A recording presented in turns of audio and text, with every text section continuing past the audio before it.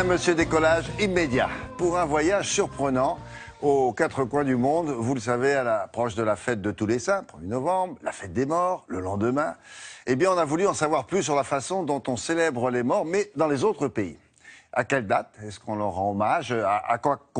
En quoi consistent les rites funéraires au-delà de nos frontières? Et globalement, quel rapport entretiennent nos voisins, proches ou lointains, avec la mort précisément? C'est ce que nous avons demandé à 4 de nos correspondants, en raison du décalage horaire, dont vous allez vous apercevoir, avec certains d'entre eux, toute la séquence qui suit donc a été enregistrée. Et pour nous éclairer ce matin, voici nos interlocuteurs du jour. Nicolas Bertrand qui nous attend à New Delhi, Jacques Cardos qu'on retrouvera à Washington, Alain Chalvron, notre correspondant à Pékin, et enfin Alexia Kefalas qui nous donne rendez-vous à Athènes.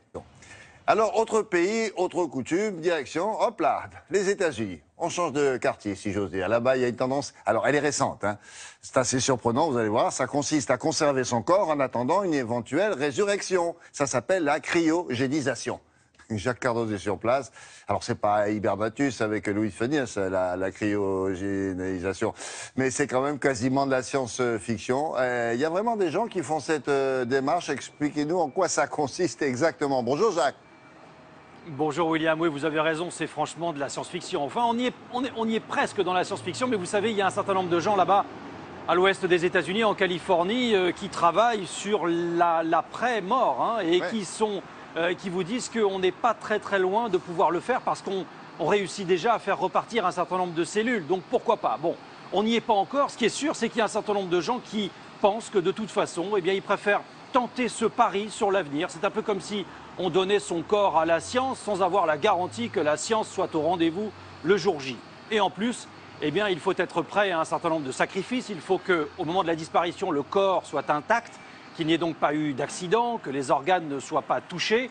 Et puis, il faut porter toute sa vie, jusqu'à la disparition, une chaîne ou bien un bracelet avec toutes les inscriptions qui sont inscrites dessus. Parce que pour aller à la cryogénisation, eh bien, il faut aller très vite dans les minutes qui suivent après la disparition. Alors comment ça fonctionne? Eh bien nous sommes partis à la rencontre de ces gens qui sont candidats à la cryogénisation du côté de Détroit. C'est un reportage que nous avons réalisé avec Laurent Desbois. Aux États-Unis, l'idée d'être un jour enfermé dans une pierre tombale est loin d'être une fatalité. En particulier pour ce couple de Québécois. Ils espèrent ressusciter, rien de moins. Et pour cela, tout est prévu. À leur disparition, leurs corps seront acheminés ici.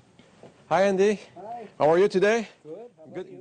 Il y aura quelques consignes à respecter qui sont même notées sur des objets qu'ils portent en permanence. On a un bracelet parce que si jamais il nous arrive quelque chose et qu'on tombe par terre, donc les ambulanciers, ils savent que mon corps est donné à la science, donc je ne veux pas être charcuté, pas d'autopsie. J'ai également une petite chaîne avec toutes les directives qui sont très précises. Stéphane et Laetitia ont prévu de donner leur corps à la science et de passer un peu de temps dans ces cuves, côte à côte, la tête en bas, plongée dans du nitrogène.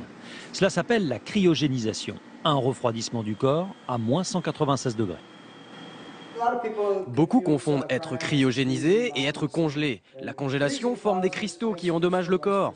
Or, avec la vitrification, ce n'est pas du tout ça. On baisse la température jusqu'à l'état solide.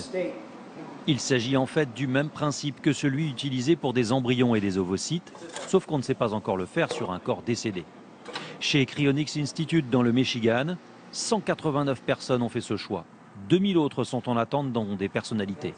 Un pari sur l'avenir, car rien ne dit que la science en sera capable. J'aime beaucoup Magali, je l'adore. De la savoir préserver à quelque part, c'est une forme d'espoir aussi. Donc je me dis, peut-être un jour, je vais avoir la chance de la retrouver. Mais bon, je suis conscient que les chances sont faibles, mais j'aime mieux prendre une chance que pas du tout. Défier la mort est un tel enjeu qu'en Californie, plusieurs entreprises y travaillent sérieusement.